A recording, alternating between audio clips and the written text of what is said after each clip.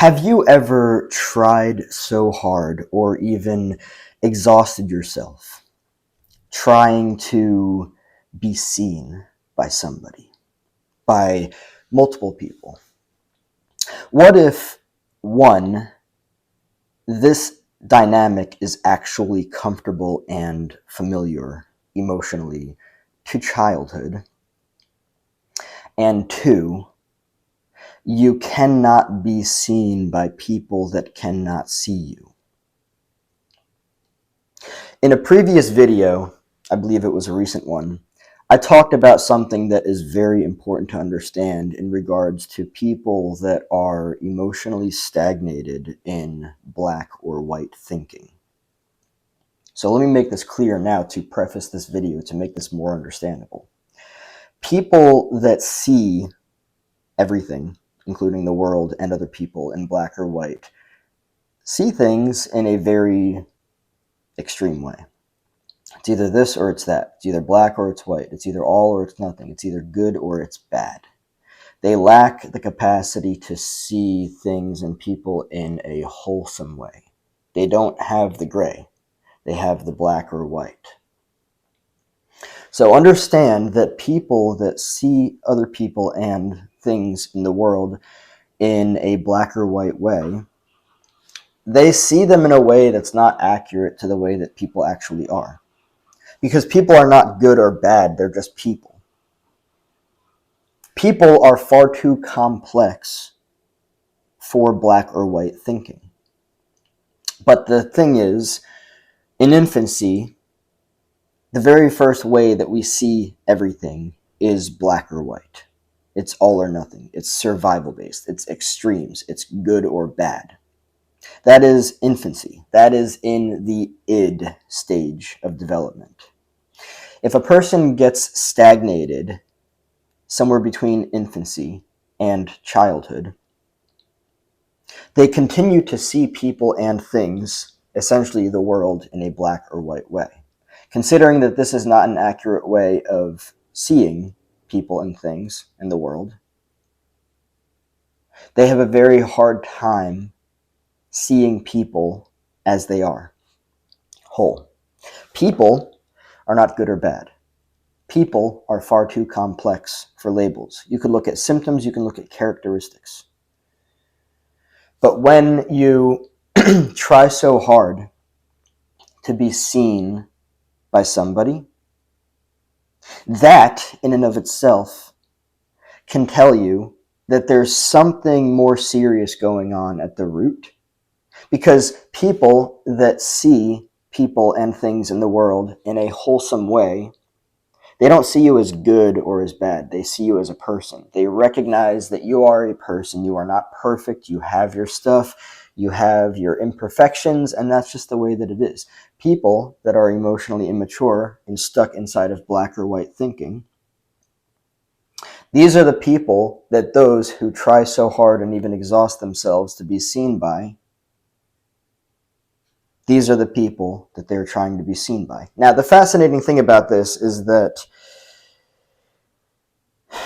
if your childhood trained you to be attracted to these people, it's because you were raised by these types of people. Again, I'll make it very clear. People that are caught up, literally stuck inside of black or white thinking, and they don't see people as wholesome, they see them as either good or as bad, they cannot see you for who you are. And if what you're comfortable and familiar with is trying so hard and even exhausting yourself to be seen by people, that in and of itself is the symptom that you're dealing with somebody who is in the extremes, the all or nothing dynamic of thinking. And also, let me just make this very clear too. Black or white thinking becomes a defense mechanism for people. And I'll explain why. People that are emotionally immature, they idealize people. They idolize people. They put people on a pedestal, even though nobody is perfect. We're all just human. I have talked about this in other videos, by the way. And so when they do this, if the person that they are idealizing or idolizing falls short of their fantasy projection of them, let's make it very clear that this is a fantasy. This idea that somebody should be idealized or idolized is a fantasy, but it's rooted in the id phase of development, that very first phase of development where the infant sees people and things as all good or all bad. So it essentially becomes a defense mechanism where once the person is idolized, they're placed on the pedestal, they do one thing that the person that is emotionally immature does not like, and then all of a sudden that person is taken off the pedestal and thrown down into demonization, devaluation. Because it's painful for the person who created the fantasy to finally realize, oh, wait a second, this person's not all perfect. Yeah, nobody is. So they're going to take that person off the pedestal and they're going to throw them way down and demonize and devalue them. This is a defense mechanism. So the fascinating thing is that it's usually around this area right here, the demonization, devaluation phase, where somebody is trying as hard as they can, even exhausting themselves, to be seen by somebody that literally cannot see them. It's just not possible for them. They think in terms of black or white. They see you in terms of fantasy, not reality. Now, it's very important to understand that people that are emotionally healthy, they see you for who you are because they don't have these fantasized, idolized, devalued projections onto you. It's very helpful for the person that is emotionally immature to devalue you. Why? It's a defense mechanism against the pain. They were obviously wrong about their fantasized idea of you. You're not perfect, but then you did something that pissed them off and they were like, oh, this person is actually not perfect. This person is actually not to be idolized. That doesn't change the fact that they're still going to idolize because they see things in black or white. It's just that with you, what they do is they take you off the pedestal and they throw you down into demonization, devaluation. And by the way, this is not just occurring in extreme cases with individuals who are like so fucking stuck inside of black or white thinking that that's like the only way that they live. The idolization, devaluation process happens in people that even are just like regular emotional immaturity. The act of seeing somebody as more than human happens with so many people. The act of getting pissed off at somebody because apparently you believed that they owed you something because you created this fantasy idea of them and they did not live up to that, and so now you're devaluing them. Nobody owes you anything. Whatever construct you create for somebody, that's your problem. It's very important to understand that. Everyone on the face of this planet is a human, no more, no less. People that are emotionally immature idolize and devalue. They idolize because they don't see that a person is just a person. They devalue because they create a fantasy within their minds that they're not even aware of. They project that fantasy onto the person, and then when they realize that that person is not that fantasy, they take them off the pedestal and then they drag them down to hell. It's just the reality of it.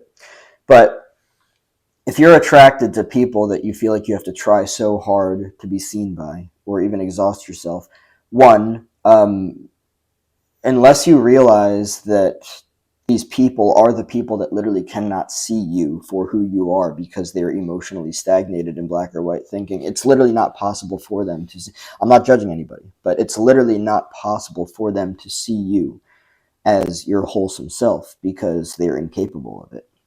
Understand that when somebody sees things in black or white, when somebody sees people in black or white, they do not see them accurately. They see them as either all good or all bad. They idealize, idolize, devalue, demonize. That's what they do. They are in extremes. This is why it's so challenging for you to be seen by them, because you literally cannot be. You can't. They're either going to idolize you or they're going to devalue you. They don't recognize, oh, this is a person, they have their stuff, and I'm going to keep them in this gray area. They can't. They just simply can't, unless they were to do the work and learn the reality that life is not extremes. It's not that people are good or bad. People are just people. People are very complex. People are consisting of behaviors, symptoms, characteristics. That's just the reality of it. But your drive to be seen so desperately by these types of people is what keeps you coming back for more of it. It's probably comfortable and familiar to childhood. And the only people that you're really going to be seen accurately by are those that are emotionally healthy, that are in the gray, that recognize you as a complex individual, as a person. They don't idolize you, they don't devalue you. That's just the way that it is. But it's probably for you also comfortable and familiar emotionally to childhood because you were probably raised by people that idolized you and demonized you. And because of that, you're attracted to people that idolize you and demonize you. And this is why you exhaust yourself trying to be seen by people that cannot see you. Literally, they cannot see you. But because it's comfortable and familiar, you continue to repeat it because repetition compulsion is a real thing. And that dynamic of trying so fucking hard, exhausting yourself to be seen by somebody that cannot see you, the emotional dynamic of the effort. Let me make this very clear. With emotionally healthy people, you don't even have to try to be seen. Because essentially what you're doing is becoming somebody else so that you will be seen, because that was the dynamic that was comfortable and familiar to childhood. Why? Because you were raised in survival. As you were not accepted. Oh, and quite honestly, another great way of looking at it too, what I just said there. As you were in survival, you were not accepted. So it started there. You had to try as hard as you possibly could. You had to exhaust yourself to be seen by people that could not see you. Because of course they couldn't see you. If they could, they would have realized, okay, this is a human, this is a person, we brought this person into the world, this person needs healthy boundaries, they need to individuate and differentiate from an early age. No, they didn't see that. They actually had their fantasized idea of you projecting onto you. That was it. They idolized. Oh, this child of mine that I brought into this world is going to become an extension of me, and they're going to fulfill all of my emotional insecurities. They're going to, put all of the yummy stuff in the cracks of my fucked up self-esteem, and they're going to do all these things that they're not even aware of yet. And they're going to have to, because that's the only way that they're going to get my love, my acceptance, my validation, my approval. And if they don't do those things, I'm going to shun the fuck out of them. I'm going to disown them. I'm going to show them that they're unworthy and that they're a piece of shit. So this is my fucking mind game that I'm going to play with. It's literally what some people do. They might not even be aware of it, but this is why it's important to understand that this is the dynamic of people that are emotionally immature. Somebody that is emotionally mature has an idea for who you are going to be when they bring you into this world. They project that fantasy onto you. And then when there's any pushback on your end, which there usually is, because who the fuck actually wants to be submissive to a fucking authoritarian person, a controller, just for the sake of it, a fucking narcissist? Who the hell wants that? No, nobody. I mean, don't get me wrong, people get really fucked up by these dynamics and they end up being like super submissive and everything, and it's just the way that it ends up sometimes. But there's going to be pushback. There's going to be pushback. When you're in the id phase and you're trying to set a boundary and your parent is trying to get you to, or whoever raised you is trying to get you to do something that you don't want to do, you're going to be like, no. And then they're going to push back. Because I'm the parent. I make the fucking rules. I don't really know what I'm doing, but I make the fucking rules anyway. And that, it's like, A lot of people have been there. If this resonates with you, shout out to you, you know? But if you're trying as hard as you possibly fucking can to be seen by somebody that literally cannot see you, it's probably because, one, it's comfortable and familiar to childhood. You probably experienced that dynamic in childhood. And two, they literally cannot see you wholesomely. They see you this way. You're either all good or all bad. They don't see that you're a human. No, you are a fucking extension of them to do whatever they want you to do, and if you don't get in line, they will fuck you up. They will. They will push back even harder and harder and harder and harder. That's the reality of it. Seeing this for what it is the most important thing. Now, before I end off this video, what can you do about this? There is a solution. One, stop trying to be seen by people that literally cannot see you. I gave you a blueprint for understanding how this works. It probably started in childhood. You were probably trying to be seen by whoever raised you. You were raised in survival, because if you weren't, this wouldn't have happened. You had to create an identity that was usually based around fight, flight, freeze, fawn. Let's look at people pleasing. Oh, I'm codependent. I'm just examples, by the way. Person A is codependent. They are a people pleaser. They are trying as hard as they possibly fucking can to be seen by the person that cannot see them. Because nobody that is emotionally healthy is going to have a relationship with somebody that is codependent, because they see it for what it is. The person that is codependent wants so badly to be seen. That's why in survival they became codependent. They became the fawn, the fawner, the people pleaser. They wanted to be seen. That was the dynamic that they got familiar with. They weren't allowed to be themselves if they wanted the love, the acceptance, the approval, the validation.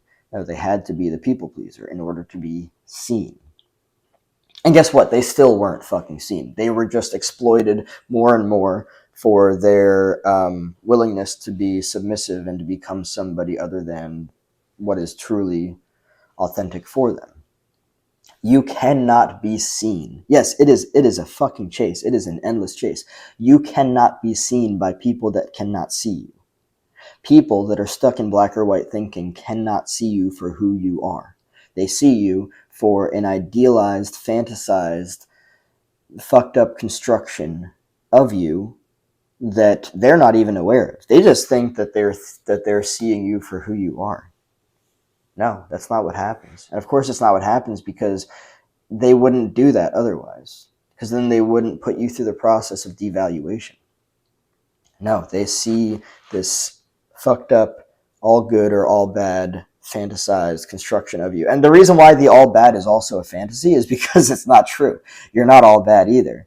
But it's beneficial for them, because when the pain comes along from the realizing that they fucked up with this idealized version of you, it soothes the pain to devalue you, because they're like, oh shit, this person's actually not perfect. Well, yeah, obviously not. I'm going to take them off the pedestal, and then I'm going to throw them down to hell and make them burn in the fucking fiery flames of demonization, devaluation. That's helpful for them, because it soothes the pain of the recognition that the person was not perfect to begin with. If you're trying, I will make this very clear as I end off this video, if you're trying so fucking hard to be seen by somebody or multiple people, or even exhausting yourself, it's because you're doing it with somebody that no matter how hard you try or no matter how hard you exhaust yourself, you cannot be seen by them for who you are.